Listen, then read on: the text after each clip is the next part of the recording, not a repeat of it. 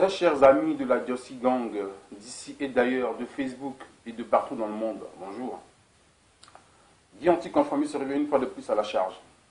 Cette fois-ci pour parler d'un sujet très préoccupant. Et oui, je vais parler d'un sujet très préoccupant.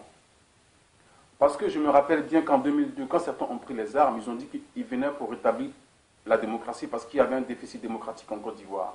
Que les Ivoiriens étaient embrigadés, ils n'étaient plus libres, ne pouvaient pas s'exprimer, patati patata. Bien qu'ils avaient affaire à un démocrate, parce que celui contre qui ils se sont acharnés avec les armes, c'est celui-là même qui a lutté durant 30 ans dans l'opposition sans créer des rébellions. Donc le paradoxe, il est quand même assez flagrant. Bon, bref. Ils ont dit qu'ils venaient pour rétablir la démocratie, la liberté d'expression. Maintenant, ces gens ont le pouvoir. Ou ces gens, on leur a offert le pouvoir sur un plateau d'argent par la France de Nicolas Sarkozy via des bombes. Ils ont maintenant ce pouvoir. Donc, logiquement, tous les Ivoiriens devraient être libres de leur parole, de pouvoir s'exprimer librement. Mais il s'avère qu'il y en a qui continuent de menacer les gens de mort. Vous continuez encore de menacer les gens de mort et de vouloir tuer des gens. Les Ivoiriens ne sont pas assez morts. Vous n'avez pas assez tué les Ivoiriens. Depuis 2002, vous continuez de tuer. Et jusqu'à présent, vous continuez de tuer. Et là encore, vous menacez les gens de mort parce qu'ils s'expriment, parce qu'ils osent revendiquer une liberté. Ils osent revendiquer la justice.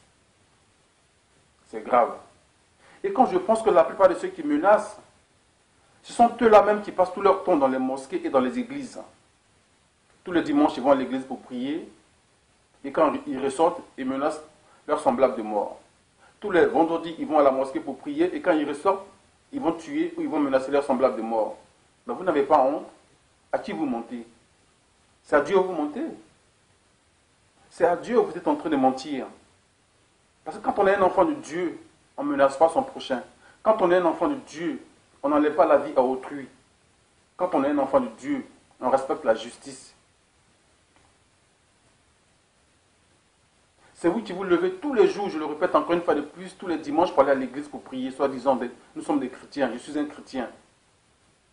Quand il y a le ramadan, c'est vous qui faites le carême, c'est vous qui allez à la mosquée. Mais ça ne vous empêche pas de faire du mal à autrui. Vous n'avez pas honte? Il y a un déficit démocratique en Côte d'Ivoire en ce moment, et de justice. Donc nous sommes là pour dénoncer ce qui ne va pas. Si vous n'êtes pas d'accord, mais apportez-nous la contradiction.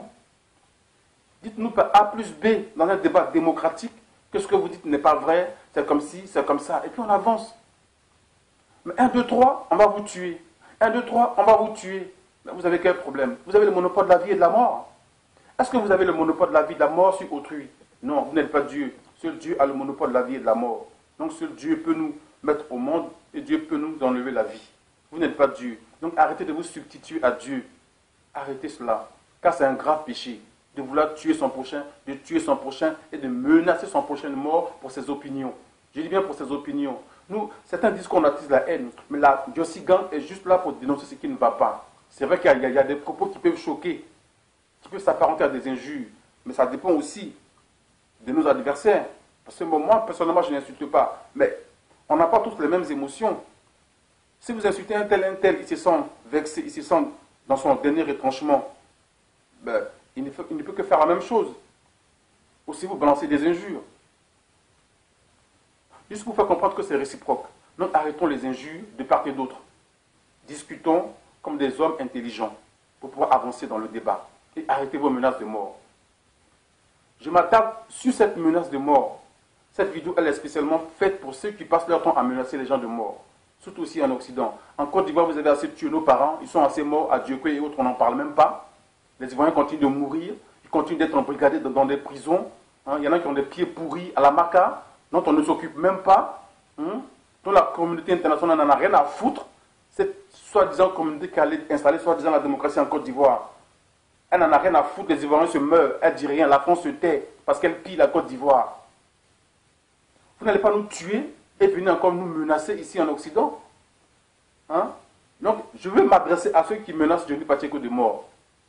Mes amis, sachez que vous n'avez pas le monopole de la vie et de la mort sur autrui parce que vous n'êtes pas Dieu. Donc arrêtez ce comportement vaseux, hideux, ça pue la merde. Arrêtez ce comportement